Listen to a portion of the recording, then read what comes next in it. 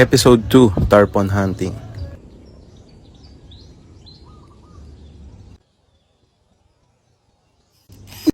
Fish on, pre.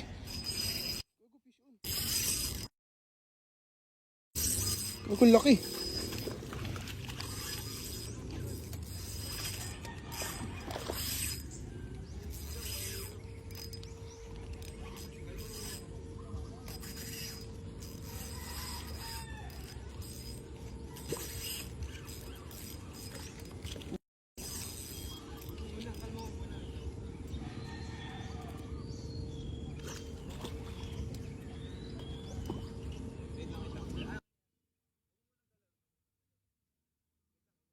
Sa part nga pala na to, nagpatulong tayo sa tropa natin.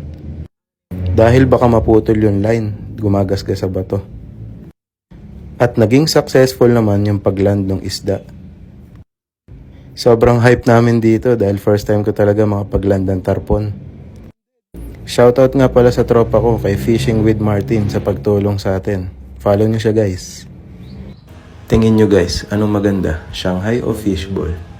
Doon na nagtatapos yung video na to. Salamat sa panonood.